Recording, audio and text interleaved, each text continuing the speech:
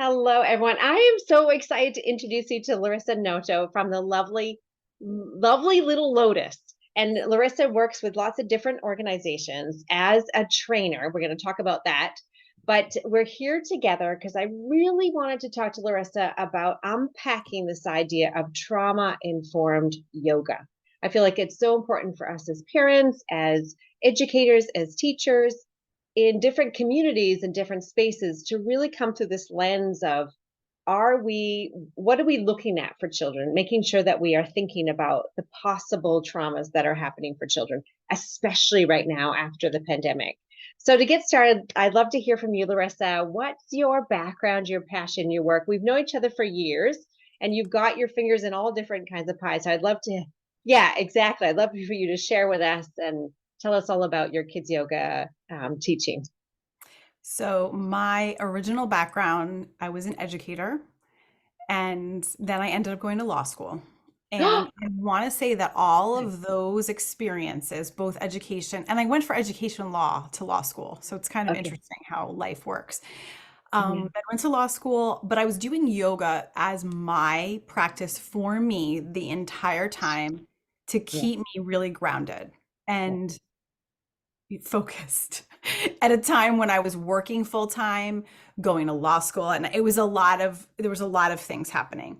And so I noticed how I responded to that practice. And I was like, wow, Mm, someday I would really like to do something more with this. I love mm, it. My go-to expressive arts was always dance growing up. So my mom mm. is the one that told me about yoga. She read an Yeah. article about it in the mid to late 90s, and she's like, Larissa, this sounds amazing. You should try this as your gym requirement in college. So I did. Yeah. And that changed. I knew after I took that very first class, and I had an amazing instructor at the college I went to, and it was so changing for me. I made me feel whole and all the things that you wanted to have from a Yeah. potential experience. And then also a lot more, it took me to a place which allowed me to feel a sense of safety. I had come out of an abusive relationship, and I feel like my mom was trying to give me tools, and this was such a great gift of a tool Mm. without even realizing Yes. it. And at the time I didn't even realize how much that relationship had impacted the trajectory of life, but that Mhm. really did, it really taught me the value of feeling a sense of autonomy, feeling a sense of Mm. agency, knowing, having, the ability to have consent, and all of those parts that become part of a trauma-informed practice became Mm. part of my world, and it sort of guided me over time. And so I stayed with the law for a very long time, all the way up until about, I want to say, the end of 2019. The irony, right? I had a career the whole time, but it was corporate. So it was more corporate law. Not that I was good at it, but I just didn't love it and it wasn't resonating with me. And on Mm. the side, I have three boys. My middle son was born with a form of hearing loss and a certain type of deafness. And so that journey led me back into education law, which is the whole reason that I went to law school, because I had to advocate for him. And so Mm. I realized all that background, everything that I had done was entirely like he was meant to be my child. And my best friends will say this all the time to me, like, it was meant to be your baby. But it was so great that I had that background, and then being able to work with other parents in the state of Pennsylvania, which is where we live, and being able to assist parents along their journey of having and identifying a child who experiences hearing loss and deafness. So that sort of brought me to where I was. But on the whole time in the background, I started taking yoga teacher trainings, and I started working with a whole bunch of amazing yoga teachers all across like the world. And it was such a beautiful experience. And I was building my kids yoga business on the side the whole time, just like, okay, let me just start to tiptoe into this. Let me see what Mm. happens. Let me do this at the library. Let me try this with a mom's group. And then it just started taking off. And so I was so grateful because all of a sudden I realized I had no more time for the full-time law job. I was like, I can't do this anymore. I cannot wear all these hats. Like it really Right. won't work. And I had already had the part-time job working with the state of Pennsylvania with the students, and the kids who had experienced hearing loss. And I had work as a professor in a couple universities. So I was like, you know what? this is enough. Like if I have these things lined up, I'm still working, I'm still feeling like I'm, handling things for my family, but doing what I'm way more passionate about. And here I am today. I just want to highlight, I had no idea, first of all, that you had a law career. So I've known you for years, like what, 8, 10 years, whatever. I had no idea. Yeah. So I want to highlight some of the things you said. First of all, so many of us come to yoga through our moms. Like that is a common story, right? So there's that. And I love that you came in from an education background first, and that you had the yoga for your own self. So once you have discovered it yourself, it's kind of one of those things that, if I have it and I've come to it, I really want everyone to know, especially children, right? And that you've also had this side hustle. So this is something that a lot of kids yoga teachers are going through, or even teachers, actually. A lot of classroom teachers are thinking, I'm working full time, and how do I have this on the side and it become my full time work, right? And so that journey is so interesting. And then becoming a mom to 3 boys, so that's not for nothing. You had also the experience of being a mother. When you're teaching your kids yoga classes, I'm sure that you felt there's just another level. Not that you can't, obviously, you have to be a mom, but it does offer a different level of empathy and working with children, right? So I love that for you. That's incredible. So let's dive into the trauma informed yoga. So tell us, explain sort of from your experience, what is it? What does this trauma informed yoga mean? Sort of what it is and what it isn't, and really why do we need to know about this? Why is it important? So I love one of my favorite definitions of trauma informed yoga is that it's people informed yoga. And that comes from Halakori. So I will give 100% credit. I think it was a beautiful definition because when you think about it, Mm, every person we come in contact with has experienced some type of a potentially traumatic experience in their life. It doesn't mean that it rises to the level of it being the type of trauma that could lead to long-term symptoms in our bodies and our minds and everything, but yeah. it does mean that you would be remiss to not meet a student who hasn't experienced something, car accident, someone being Mm, made fun of. Like there's so many medical traumas. Like think about it. Like so yeah. many things that we as a human experience, simply being human, we go through Yeah. daily sometimes. And again, does Yeah. not rise to the level of a traumatic experience for us in the trauma spaces. And I think the reason why trauma informed yoga has become more of a priority is that Mm, because we have people in front of us, yeah. maybe we've never met them before, maybe they're students we've never met before, our words and our actions can potentially impact them or Mm, activate them. I don't use the word trigger anymore. I use the word activate. It could okay. potentially activate them in different ways. I use trigger Mm, sometimes as a noun, but then to say the word triggered, I like activated mm, instead. It's like okay. I like that. softer, slightly softer Mm, landing. But we could activate them just by our language, even just mm, so here's an example. It's like imagine you walk into a space and hey guys, I'm so excited to be here with you today. Seemingly innocuous, hey guys.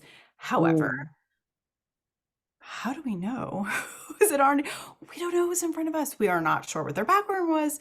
We don't know maybe, whether they're particularly in a non-binary space. Like we don't know who our students are. And especially as a college professor and working with college age students, yeah. I if I said that, it could activate some individuals in my classes, Hmm. even starting at a young age. So it's Yeah. our language. I think that trauma informed general, regardless of what it is, whether it's yoga Yeah. or just you being a trauma informed human, involves being mindful of how we're using our language and Mm, really keeping things permissive. We mm, came, I don't know about you, but like my yoga background originally, much of it was more power, Ashtanga, so very regimented.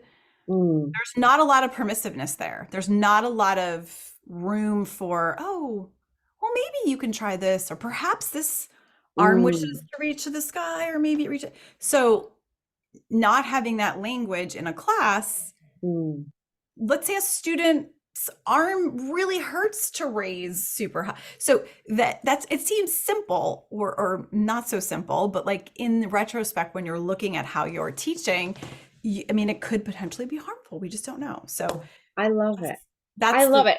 Like, because that has been honestly has been on my mind for years, really understanding what it is. So what I wondered about was I just read Finding Me, a book by Viola Davis, and it's I her. swear my friend just sent me that book. I have Okay, it and downstairs. you have it's amazing, but it's also extremely hard to read about. She's an actress, and the Yeah. first part is about her childhood in Rhode Island, and Wow. her child is horrific. You know, abuse, poverty, mental abuse, marriage abuse.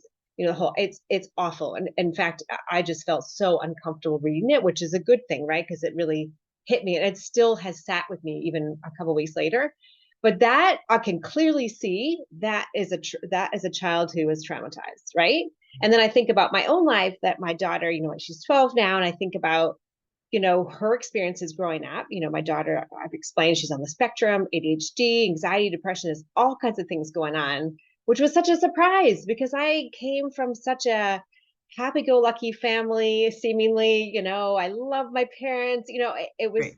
you know, I have had such a blessed life. So having her, you know, obviously she chose, like you said, she chose me, I chose her. We're on this journey together. It's amazing. But I didn't always make the best decisions growing up. I hate to say it out loud, but I slammed a door here and there, and her dysregulation sent me off, right? And so now I think, oh gosh, you know, one of those times, is she going to never forgive me, or is she going to remember? So is that trauma? I'm not saying necessarily just me, but like her experience So of life. So I'm so glad you're distinguishing, and you said it's people it's informed, people informed. And here's the right? thing with trauma, it's subjective, not objective.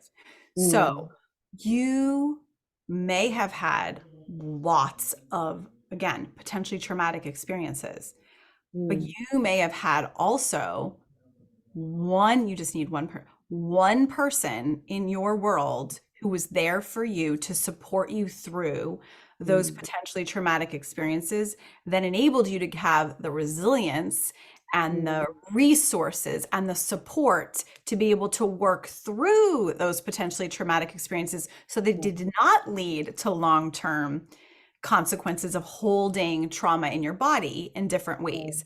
right, right. That's the difference, really. So, and not saying that even if somebody who has the resources and support doesn't suffer long term, they still can. But I think Mm, that there's a lot of different work around if you have at least one person in your world who can mm, work with you during those experiences or at very, I guess it would be the times in our lives when we're most emotionally yeah, fragile or I'm not right. sure, you know what I'm saying? So Yeah, that's really yeah, what yeah, it is. But again, it's yeah, subjective. So right. you could have experienced so many things, but maybe it didn't stay inside of you. Maybe it was expressed in a dance class. Maybe it was expressed Yeah, in right. a music. Like there's ways of working, and this is where the body comes into play. And this is why the yoga has come into such a spotlight, because it was Yeah. Dr. Bessel van der Kolk's work in The Body Keeps the Score that really talked Oh, about yes. Right. how we can't have this top down only. We can't have Right. just talk Yes. therapy. We need to work Right. it through the body, so the bottom up. So That's true. why it's gotten so much attention. And I Right. think it's well deserved because think about it, like it Yeah. is a phone line. Your brain is a phone line all the way through your body. If you want, I love the vagus nerve. I could talk about it for hours. But Yeah. that longest nerve in our body, and it is a phone line. It goes from our gut to our heart, all innervates all the major organs, all the way back up to our mind. And but it works both ways. It's not just, Yeah. oh, like here. It's like, oh my goodness, like let me Yeah. like move a little bit and maybe Right. find different somatic based therapies that can work with my body to work through some of the traumas that are stored so deeply in our being. Right. And I think that also points to there's a book called Grandmother's Hands. Have you read it? It's about, Oh, yes, yeah, I think beautiful that's book. called, Resma yeah. Okay. Mexican, My Grandmother's Hands, one of the Yes. best books. Yes. Right. So So well done. even though I say, you know, I had this blessed life, and, you know, it was all sunshine and rainbows, it really had me think about, and again, how do I say? I like, yeah, I know, I acknowledge I've been very fortunate, to live the life. I came from a British family living in Canada, so I need to acknowledge that. And then it made me sort of think about, the anxiety that my daughter experiences, those emotions. I was dysregulated when she was little because I didn't have that resilience. I didn't have those experience about having an understanding of the spectrum of emotions. We grew Right. up like we were really happy, literally happy go lucky. And I Right. didn't I didn't have those experiences to understand how to feel that. And so thinking about, the intergenerational trauma, right, Mhm. in our bodies. So my parents, their parents grew up in the war in England. And so, the bombs were falling down. So things like just little things like that, I think about, that anxiety thread and how it lands. And I saw my mom at her final days. It was full-fledged anxiety, like looped back to what her parents would have felt.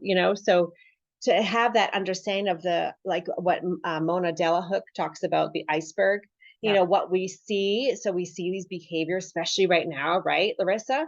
We see these behaviors in the classroom, in our yoga classes, Yep. these big behaviors, but it's only when we understand what's underneath Right. That's the what it is. iceberg that we can kind of, and trauma being one of them, like what are these little experiences, whether in their body in this lifetime or in their past generations.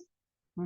It's, yeah, it's fascinating. So where do we start? What are kind of your recommendations for teachers and yoga educators about how they, as you say, very basically, we learned this in the 90s when I took Right. teacher education. We don't say guys. We always say, girls and boys back in the day. I think now we say mostly friends or some Folks other or yeah, folks, right. yeah, or whatever that is for you. But sort of what are your sort of broader recommendations on how do we I make think sure we're trauma informed? for the number one thing for me has always been language. Because, and this doesn't always mean that you're going to learn the language and then that's it. You've learned Right. it. It Right. changes So all the all time, the time. Right. from, language related to how we even address ourselves, to language related to, different types of diverse abilities, which were, we've even AD, what does it used to be?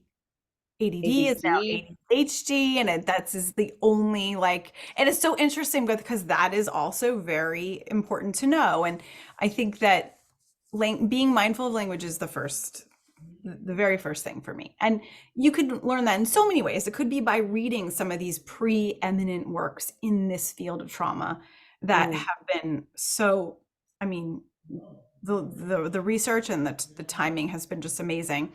And those the resources we already said have been, those are the ones I would start with, just to really get into the experience of understanding the impact that trauma can have on the body and the ways that we can work with it. And in Dr. Resmaa-Menakem's book, there are so many practices. I think there's like 20 practices or maybe even more that are really awesome that can be used. There's one that I use all the time and it's like coming in. I think it's called coming. I can't remember the exact words, but it's such a great one. But there's so many mm, beautiful, works out there that relate to so many different types of trauma. So language being the first and kind of getting a handle on what that even means.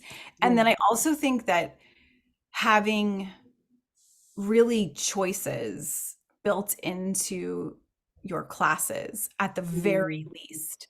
Choices related to different postures or shapes that you wish to have the students get into.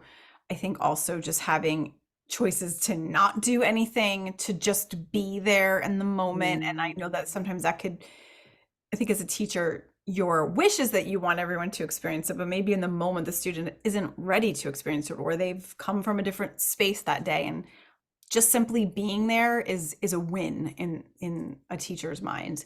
I And think how many stories do we hear, Larissa? How many stories that we felt, right? And we hear from others. The child who is seemingly the hardest, or you think is not interested, is always the child that comes back months later or whatever, and the parents say this has changed their life. They're introducing it at home, whatever such story. So you don't yep, even know the seed that you're planting, right? we don't.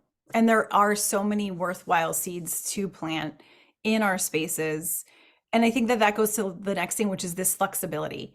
Yeah. There's some like tenets of yoga where we're like, yes, this, we're gonna have our mats, we're gonna take off our shoes, we're gonna have a circle. Like that does not work for so many populations of students. And now that I've learned so much over the last, oh my gosh, 27 years of practicing for myself and almost like 9 of teaching and training, I do think that choices can boil down to, you being flexible in the moment with what's presented in front of you. And I would, in a perfect world, every child would have a mat, every child would be able to practice with their shoes off.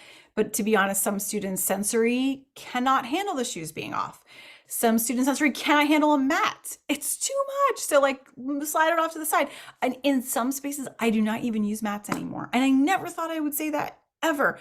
But they're sometimes almost Mhm. distracting more than anything else. They're not actually helping. And the whole purpose of a mat was to be supportive, right? But if it's not actually serving that purpose, I'm like, we are done with the mats now. Right. We can still do so many things with no mats. Think about how sages practiced before there was none of these extra, nice outfits or whatever. Like, we don't need any of that. Boil it down to the very basic. You have your breath, you have the earth. Let's use both to support your practice. I love it.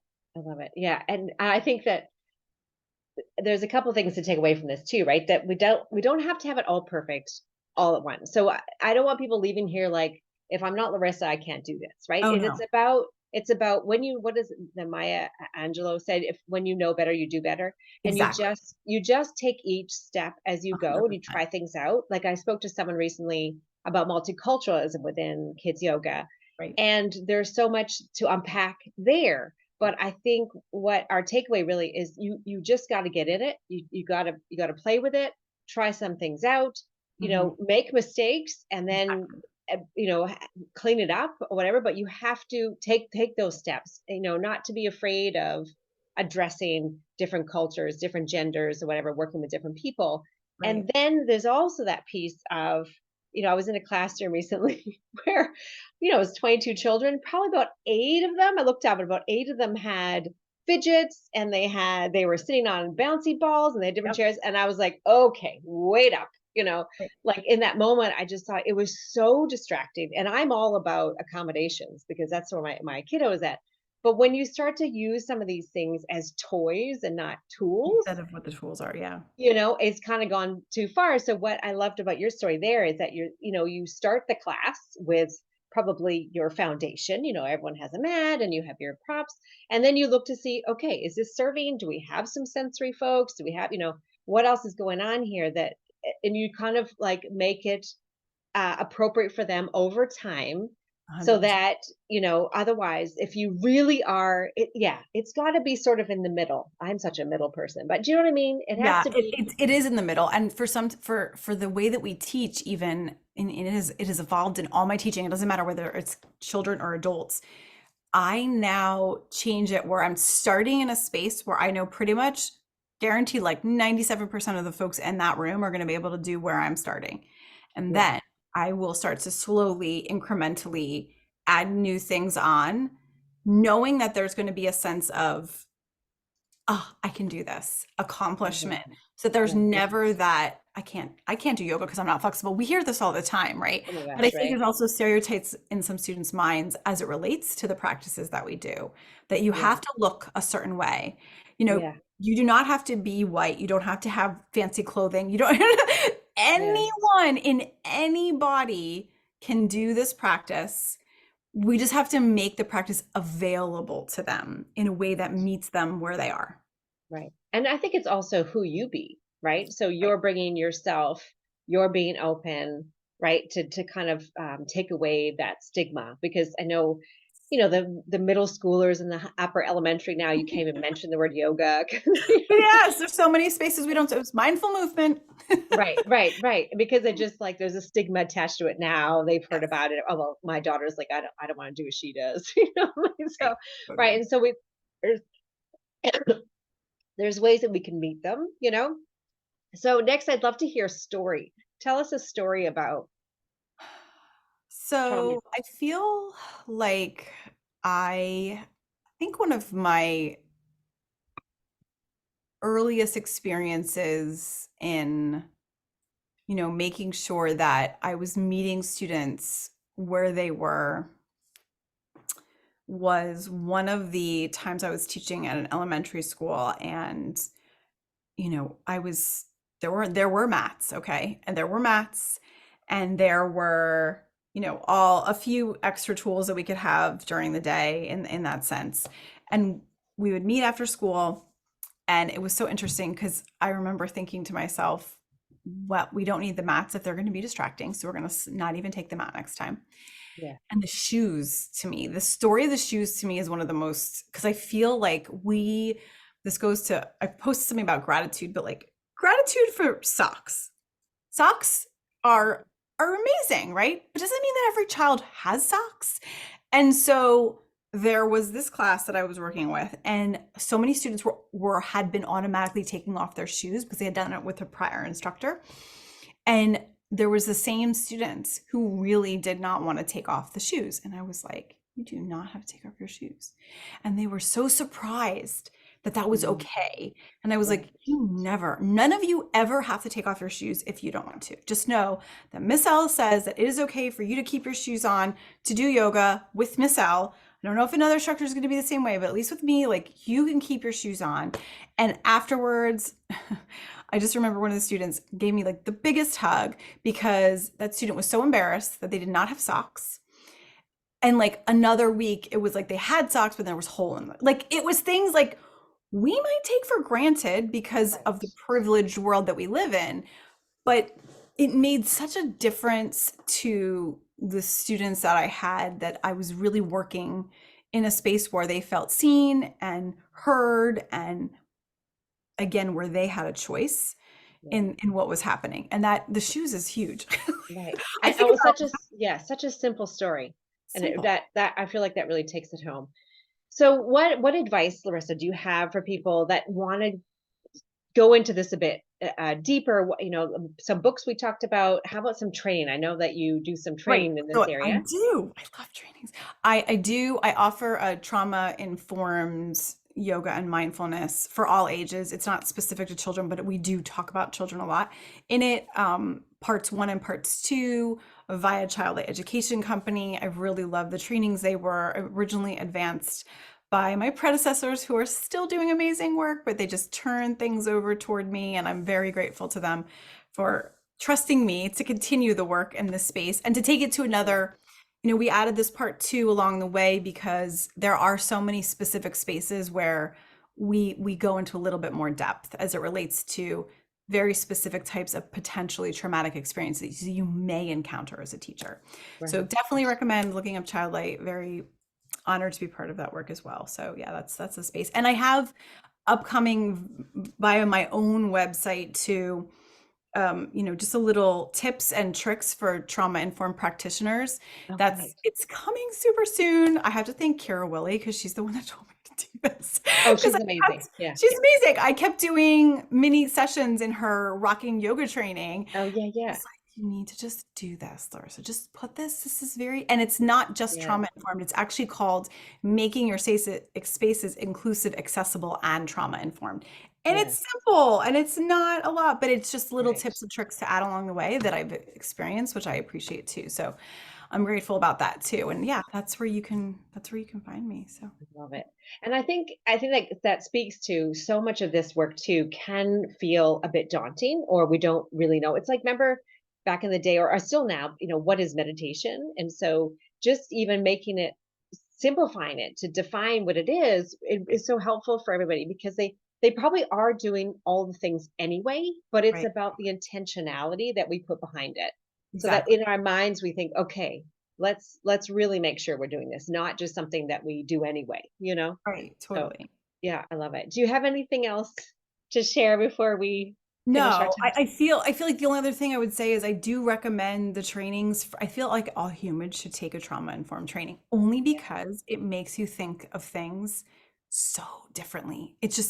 Like every parent, even just how you, to your point when you said earlier, how we parent is a big part of our being. And I think that there are things that I wish I knew with my first child that by the third child I had tweaked. Not yeah, that they're amazing kids, I'm not saying, but like there are things yeah, that I may have said or did that I'm not sure what's going to happen, but I'm really grateful that Yeah. they still, but I apologize, Right. things along the way that have happened.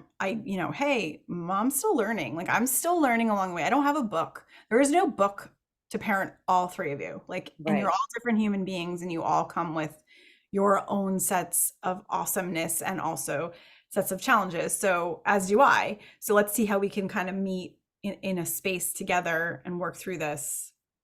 I love That's where I that. think the trauma informed trainings can be good too. So Yeah. And little things like you said with the gender language, also just whether or not they want to have their eyes closed. Even and we huge. do our a mindful Monday, and I offer a meditation. I always say, close down your eyes if that feels comfortable to you. Things like that. That some children might not want to close their eyes, or teens. They might not. Huge. That would be, or even the way that they lie in shavasana might be different for everybody. I So changed that the same thing. It's like the Shavasana is a great shape, but not everyone can rest on their back body. So I offer the yeah, side body, front body, yeah, seated. All of those are perfectly acceptable ways to end a class. right, But those right, little tiny tips that are just they're big when you think about yeah, it. It could mean the difference between a child coming back to a class or yeah. tuning you out in a class or maintaining that focus in that moment. If Yeah, they feel seen, heard, and valued, right. Yeah, and I think that brings us back to what you said before about the earth and your breath. The yeah, simplicity of yoga, right? We absolutely. definitely can add all the bits and bobs, but this is really, really what it is. So I thank you so much for being here with us, Larissa. I so appreciate you, and I So look forward to watching your journey unfold. Thank you, my dear. thank you.